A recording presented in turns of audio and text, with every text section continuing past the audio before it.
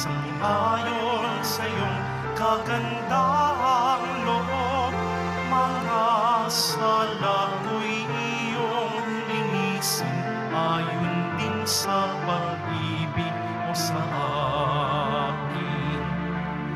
Buksan aking puso't isipan, pagsalansang ko'y aking kinikilala, patawarin yaring kasalanan.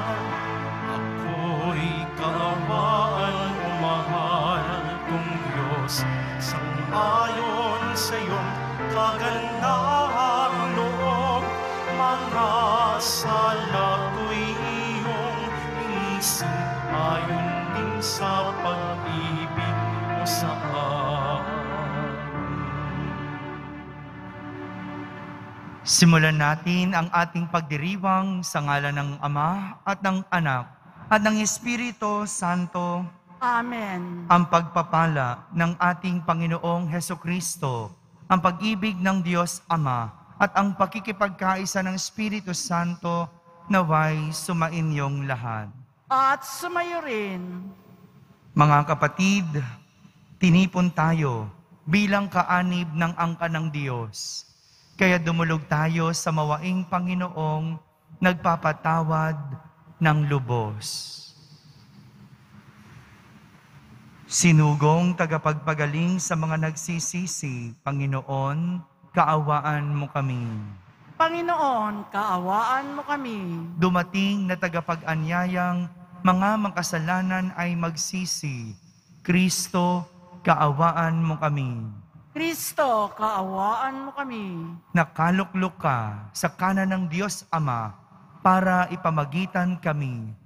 Panginoon, kaawaan mo kami. Panginoon, kaawaan mo kami. Kaawaan tayo na makapangyarihang Diyos, patawarin tayo sa ating mga kasalanan at patnubayan tayo sa buhay na walang hanggan. Amen. Manalangin tayo. Ama naming makapangyarihan, pamalagiin mo ang iyong sambayanan sa pagkabatid tuwina sa paggawa ng kabutihan at patatagin mo kami sa kasalukuyan upang kami makapagkamit ng kaloob mong buhat sa kaitaasan. Sa pamamagitan ni Jesucristo, kasama ng Espiritu Santo, magpa sa walang hanggan. Amen. Magsiupo muna ang lahat. Pagbasa mula sa aklat ni Propeta Jeremias. Ang sabi ng mga tao, iligpit na natin si Jeremias. May mga saserdote namang magtuturo sa atin. Mga pantas na magpapayo at mga propetang magpapahayag ng salita ng Diyos. Isakdal natin siya at huwag na nating pakinggan ang mga sinasabi niya. Kaya't nanalangin si Jeremias, Panginoon, pakinggan mo ang aking dalangin. Batid mo ang binabalak ng mga kaaway ko. Ang kabayaran ba ng kabutihan ay kasamaan? Ano't naghanda sila ng hukay upang ako'y mabitag? Natatandaan mo kung paano ko sila idinalangin sa iyo upang huwag mong ipalasap sa kanila ang iyong poot. Ang salita ng Diyos. Salamat sa Diyos. Pag-ibig mo'y walang maliw, kaya't ako'y iyong sagipin. Pag-ibig mo'y walang maliw, kaya't ako'y iyong sagipin. O aking patnubay, ako ay iligtas sa patibong nila at umang nabitag. Buhay ko'y nabilin sa iyong mga kamay. ang pagliligtas mo sa aking pakamtan. Ikaw ang aking Diyos, na tapat at tunay. Pag-ibig mo'y walang maliw, kaya't ako'y iyong sagipin. May mga bulungan akong naririnig mula sa kaaway sa aking paligid. Sa kanilang balak ako'y nanginginig. Ang binabalangkas, ako ay iligpit. Pag-ibig mo'y walang maliw, kaya't ako'y iyong sagipin. Ngunit, Panginoon, ang aking tiwala ay nasa sa iyo, Diyos na dakila. Sa iyong kalinga, umaasa ako. Laban sa kaaway ay ipagtatanggol mo at sa umuusig na sino mang tao. Pag-ibig mo'y walang maliw, kaya't ako'y iyong sagipin. Magsitayo po ang lahat.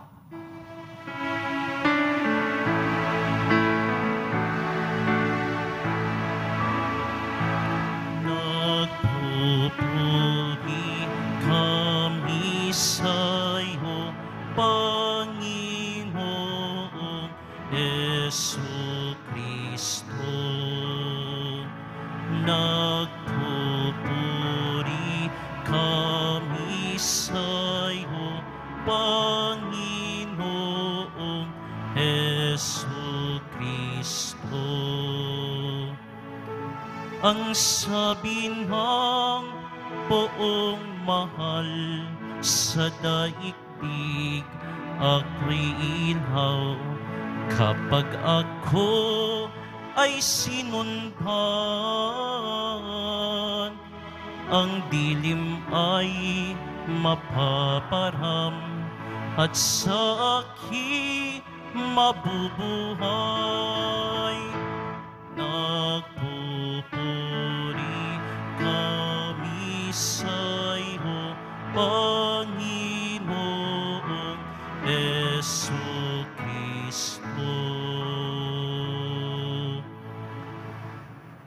Sumainyo ang Panginoon. At sumayo rin. Ang mabuting balita ng Panginoon ayon kay San Mateo. Papuri sa iyo, Panginoon.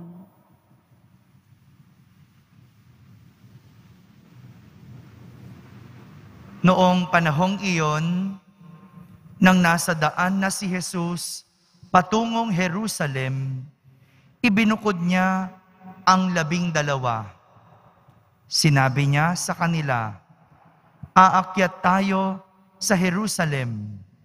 Dooy ipagkakanulo sa mga punong saserdote at sa mga eskriba ang Anak ng Tao. Hahatulan siya ng kamatayan at ibibigay sa mga hentil.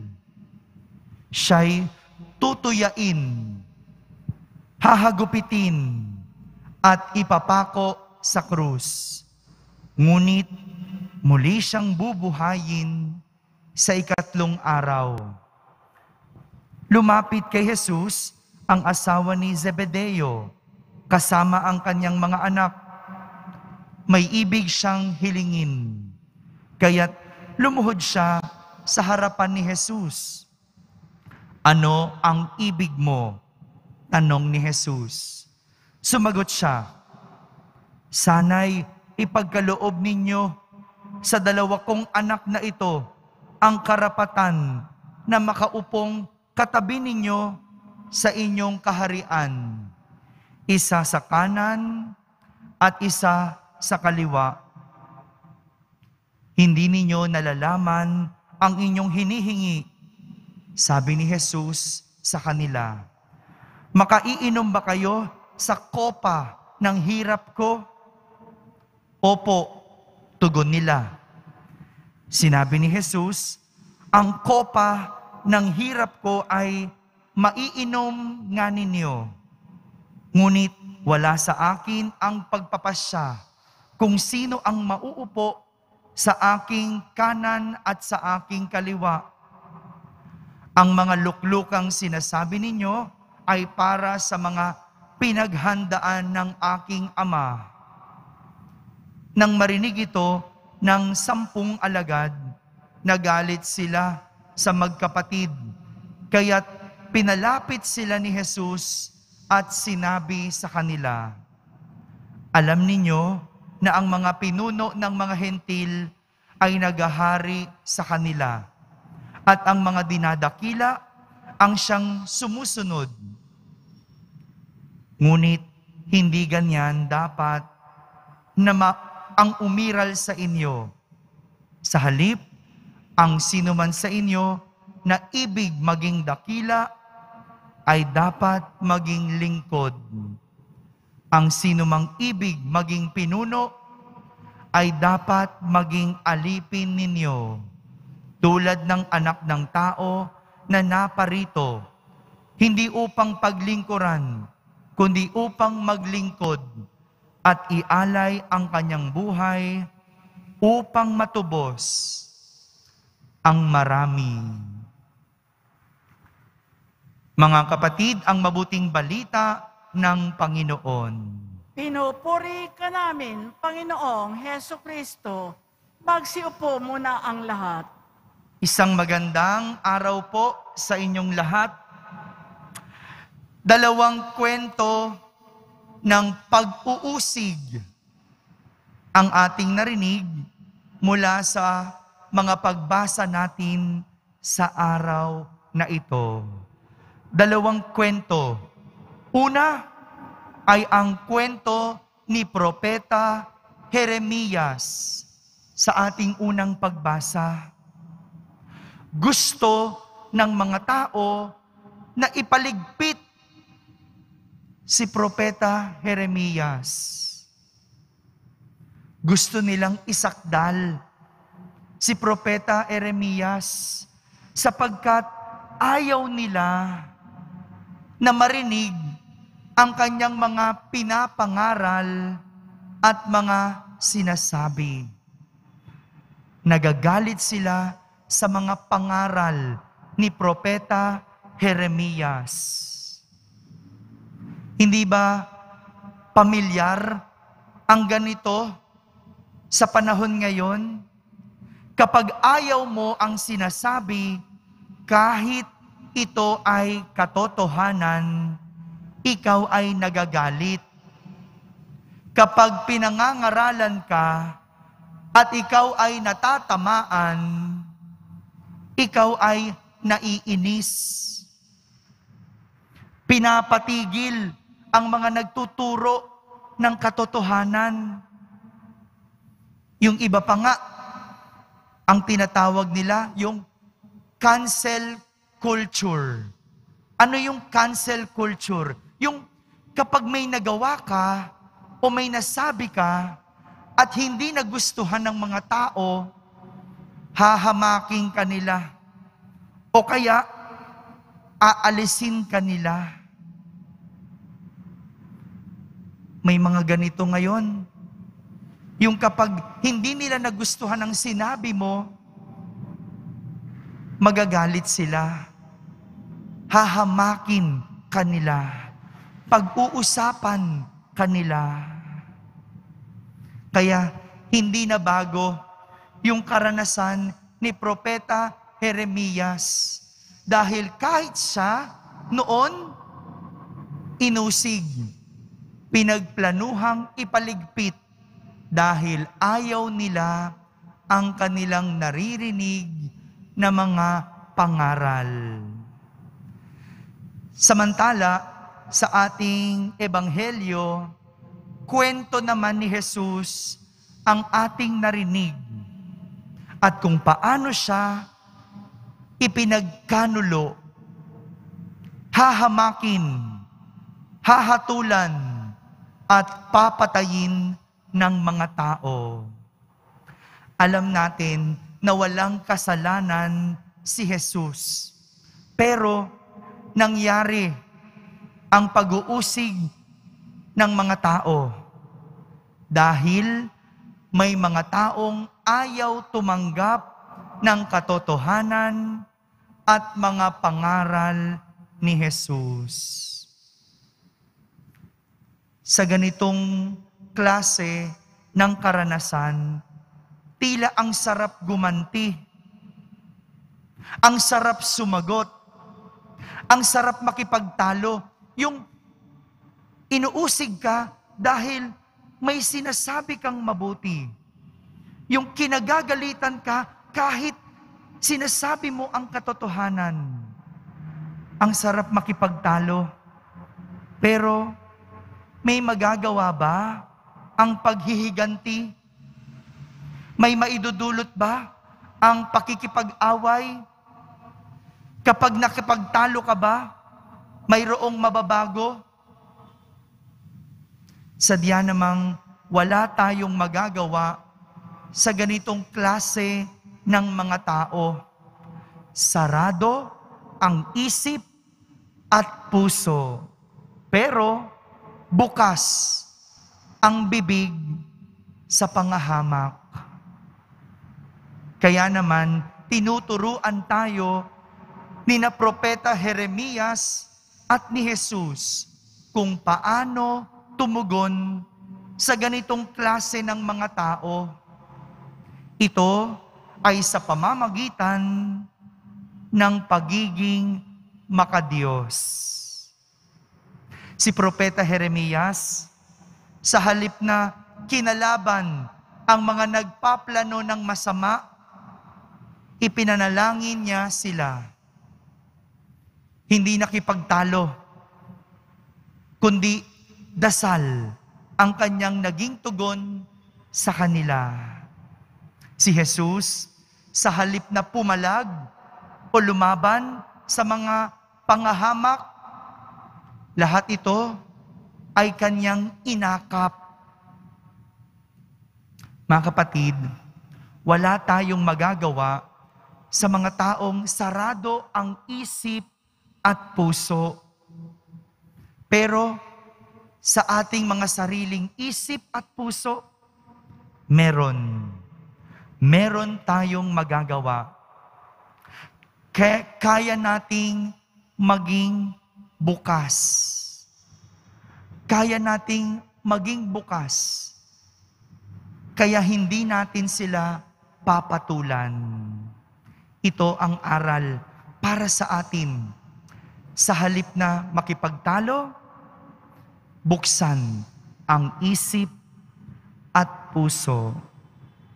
Dahil ang taong bukas ang isip at puso, kailanman hindi magpapa-apekto.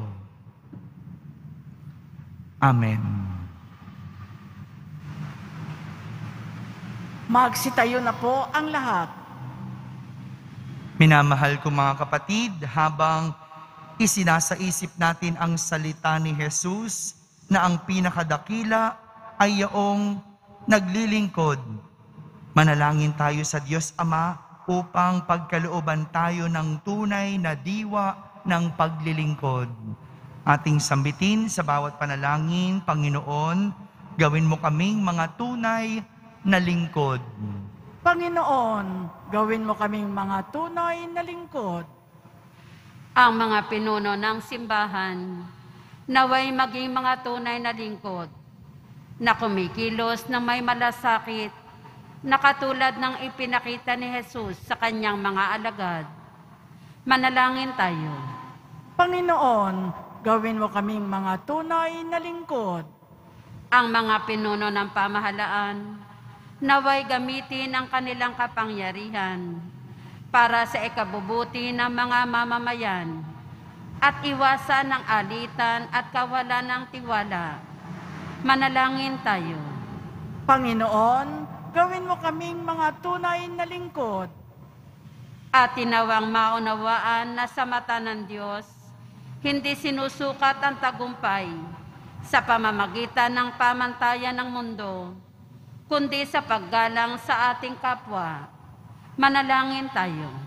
Panginoon, gawin mo kaming mga tunay na lingkod. Ang mga may sakit, naway maunawaan na ang kanilang pagdurusa ay maaari maging isang biyaya kung ito ay tinitiis bilang pakikiisa kay Kristo. Manalangin tayo. Panginoon, gawin mo kaming mga tunay na lingkod. Sa katahimikan, ating ilapit sa Diyos ang ating mga pansariling kahilingan.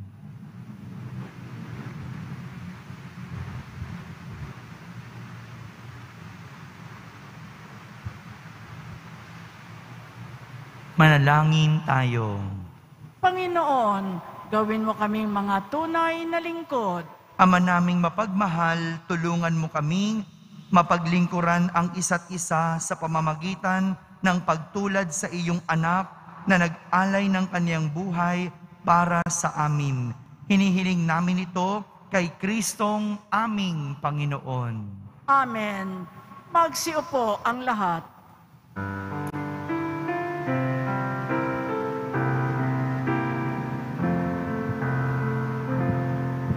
Sa'yo, Ama, aming handog, ang tinapay at alak na ito, handog ng iyong bayang sumasabot, humihingi ng patawad mo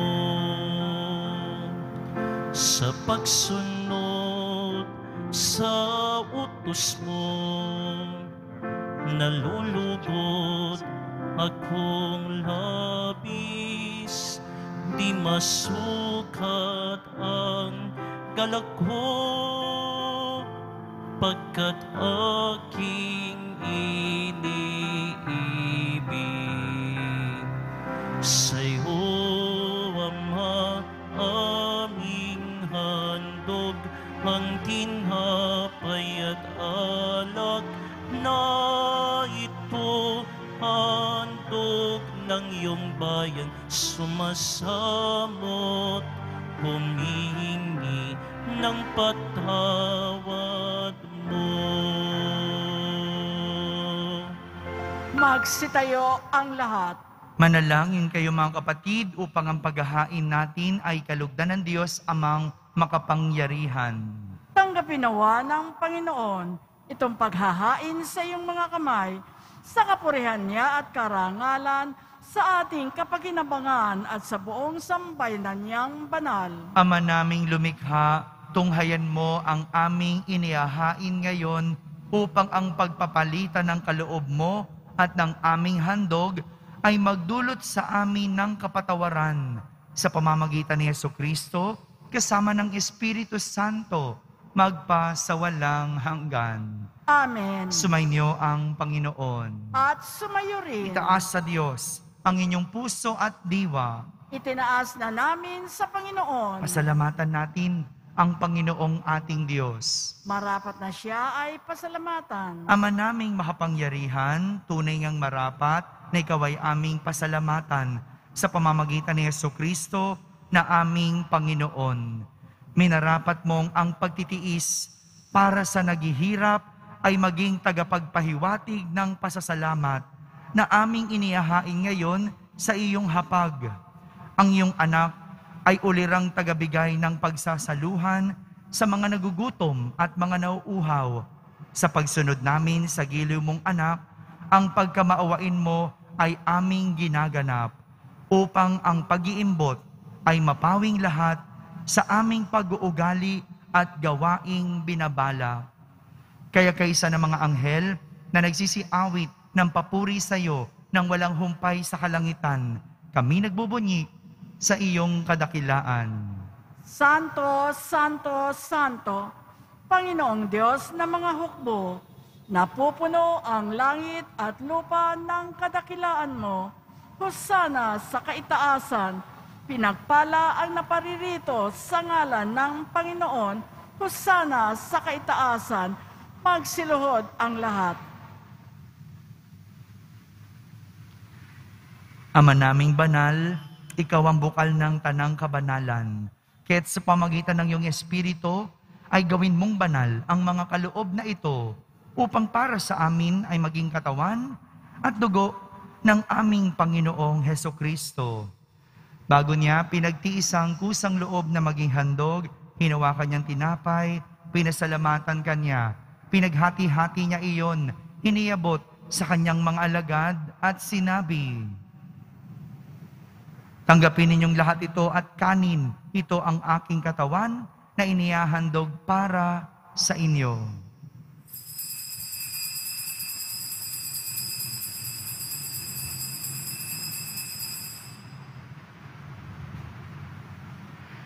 Gayon din naman, nung matapos ang hapunan, hinawakan niyang kalis, muli kanyang pinasalamatan. Iniabot niya ang kalis sa kanyang mga alagad at sinabi, "Tanggapin ninyong lahat ito at inumin. Ito ang kalis ng aking dugo, ng bago at walang hanggang tipan.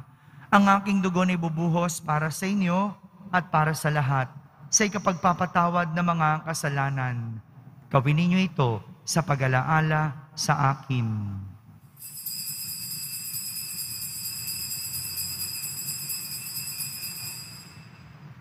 Magsitayo na ang lahat.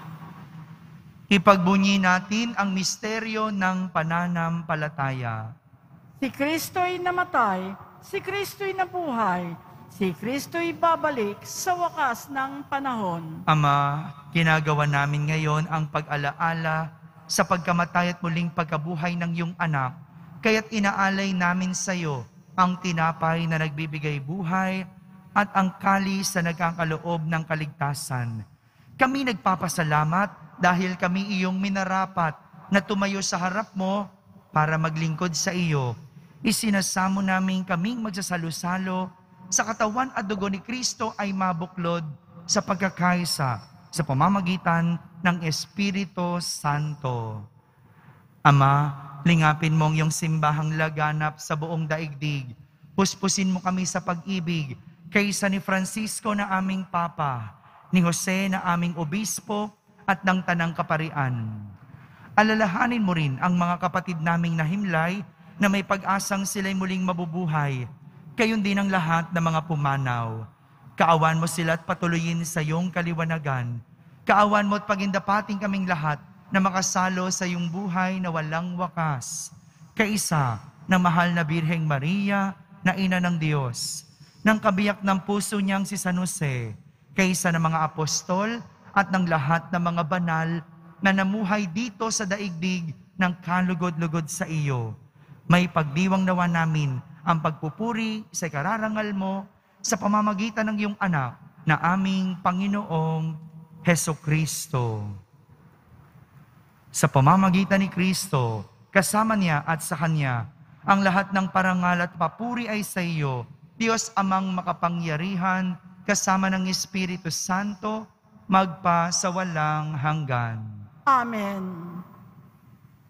Sa tagubilin ng mga nakahagaling na utos at turo ni Jesus na Panginoon natin at Diyos, ipahayag natin ng lakas loob.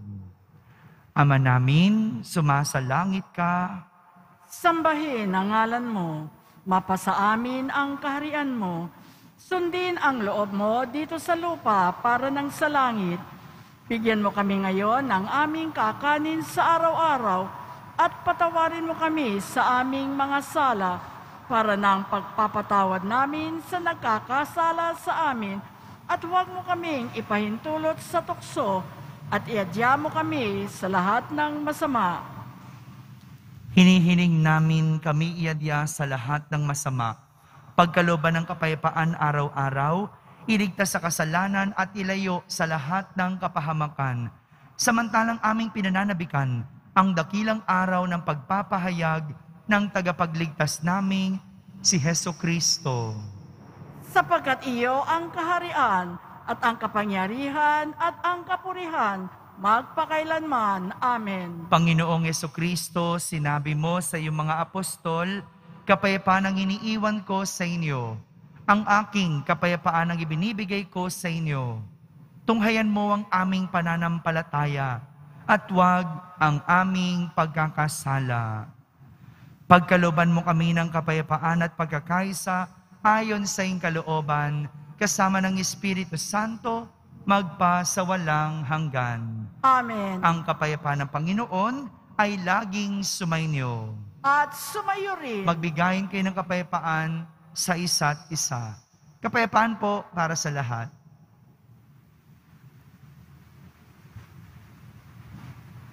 Kordero ng Diyos na nag-aalis ng mga kasalanan ng sanlibutan, maawa ka sa amin. Kordero ng Diyos na nag-aalis ng mga kasalanan ng sanlibutan, maawa ka sa amin.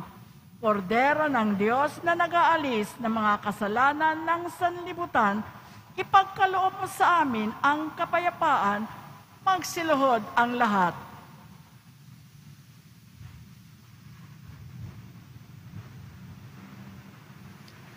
Ito ang kordero ng Diyos, itong nag-aalis ng mga kasalanan ng sanlibutan. Mapalad ang mga inaaniyahan sa kaniyang piging. Panginoon, hindi ako karapat-dapat na magpatuloy sa iyo, ngunit sa isang salita mo lamang ay gagaling na ako. Ang katawan ni Kristo, Amen.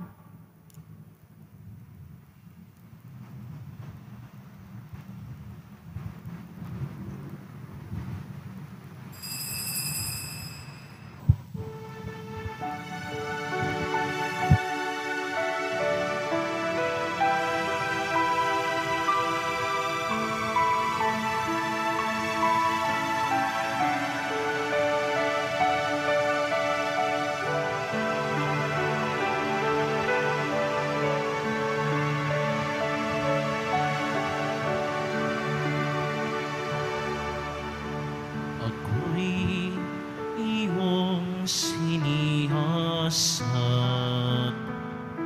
batid mo ang aking buhay. Ang lahat kong lihim, Yahweh, ay tiyak mong nalalaman. Ang lahat ng gawain ko sa iyo ay hindi lingid, kahit ikaw ay malayo. Batid mo ang aking isip, kahit ikaw ay malayo. Batid mo ang aking isip.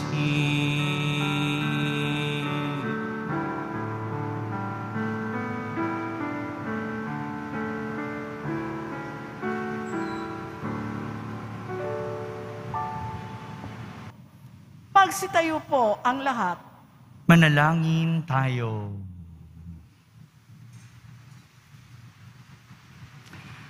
Ama naming mapagmahal, niloob mong kami magsalo-salo sa piging ng muling pagkabuhay ng anak mo. Ito naway aming pakinabangan sa pagkakamit namin ng walang maliw na kaligtasan sa pamamagitan ni Jesucristo kasama ng Espiritu Santo magpa sa walang hanggan. Amen. Sumainyo ang Panginoon. At sumayo rin. Pagbabasbas ng Poong Jesus Nazareno. Mahal na Poong Jesus Nazareno, inihayag mo sa pamamagitan ng krus ang walang maliw na pag-ibig ng Diyos sa sangkatauhan. Pakinggan mo ang kahilingan ng iyong angkan na nagsusumamo sa iyo. Makamtanawan nila ang inyong katugunan at tanggapin ang kasagutan na may utang na loob na tinatanaw. Basbasan din po ninyo ang lahat na may karamdaman at nahihirapan sa pamamagitan ng bendisyon na ito, naway maalala nila ang mga pangako nila noon sa binyag na ikaw ang kanilang iibigin at pagdilingkuran bilang Panginoon magpa sa walang hanggan. Amen. At pagpalain kayo ng makapangyarihang Diyos, Ama, Anak, at Espiritu Santo. Amen. Tapos na po ang ating pagdiriwang, humay kayong taglay ang pag-ibig at kapayapaan ng Poong Jesus Nazareno. Salamat sa Diyos!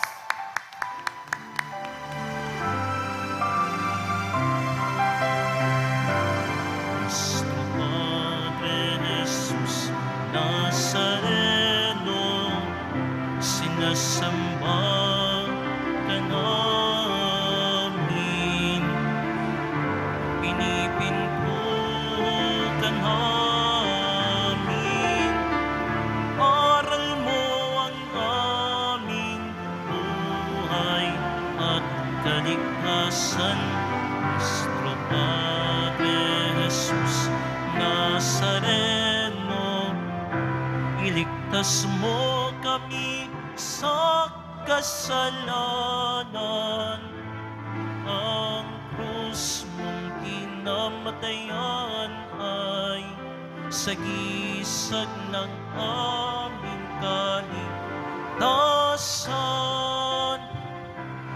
Nuestro Padre Jesus Nazareno, dinarangal ka namin.